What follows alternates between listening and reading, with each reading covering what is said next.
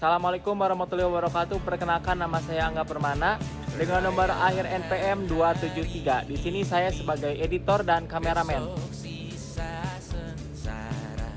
Saya Bintang Laksana Pamungkas dengan akhir NPM 276. Di sini saya sebagai talent dan konseptor. Saya Juni Fatur Rahman dengan akhir NPM 280. Di sini saya sebagai talent. Perkenalkan, nama saya Dimas Cetnika, saya sebagai talent dengan akhiran NPM 04.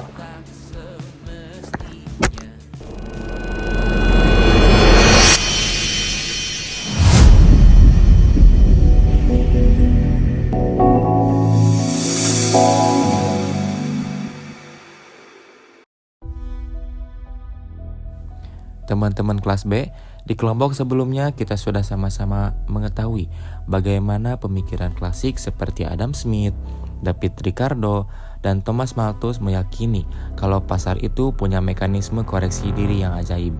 Mereka bilang, biarkan saja individu mengejar kepentingan pribadinya.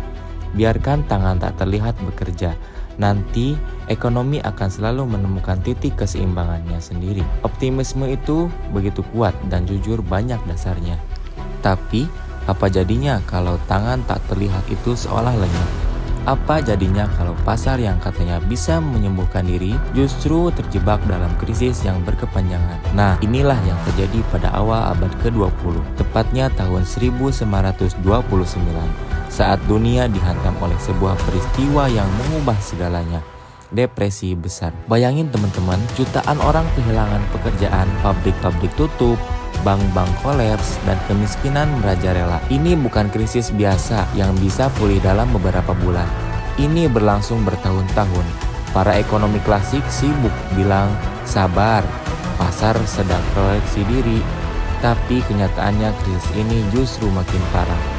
Disinilah sebuah pemikiran revolusioner muncul yang enggak cuma berani menentang ide-ide klasik, tapi juga benar-benar mengubah cara pemerintah dan masyarakat memandang peran ekonomi. Inilah kisah tentang ekonomi Keynesian, sebuah paradigma baru yang mengubah nasib jutaan orang dan membentuk wajah ekonomi modern yang kita kenal sekarang. Siap-siap, karena obrolan ini akan memberikan kalian kacamata kedua untuk melihat pola-pola ekonomi. Memahami kenapa pemerintah seringkali perlu campur tangan dan bagaimana kita bisa menghadapi ketidakpastian di masa depan yang lebih strategis. Ini bukan sekedar pelajaran sejarah, ini adalah panduan praktis untuk memahami kekuatan besar yang membentuk dunia keuangan dan kebijakan di sekitar kita. Jadi, apa itu ekonomi Keynesian? Ini adalah aliran pemikiran ekonomi yang lahir sebagai respon langsung terhadap kegagalan ekonomi klasik dalam menjelaskan dan mengatasi depresi besar. Dan pusat pemikiran ini adalah satu nama besar yang jadi poros revolusi, John Maynard Keynes.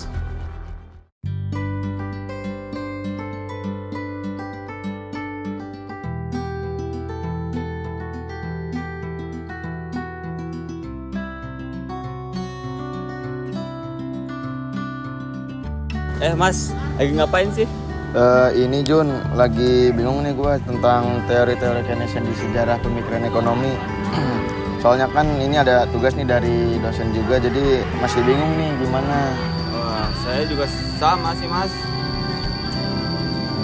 Gimana ya? Bro, lagi ngapain sih? Ini bro, kita lagi bingung nih tentang teori Keynesian di sejarah pemikiran ekonomi karena kita ada tugas dari dosen juga kan. Jadi ada solusi nggak bro? Ada nih. Nih kalau kalian bingung, mending tonton video ini nih. Dunia pernah terpuruk dalam krisis terbesar sepanjang sejarah. Dari kegelapan itu, lahir seorang pemikir yang mengubah arah ekonomi modern, John Maynard Keynes. Keynes bukan hanya seorang ekonom, ia adalah akademisi, diplomat, dan reformis kebijakan publik yang berani menentang arus.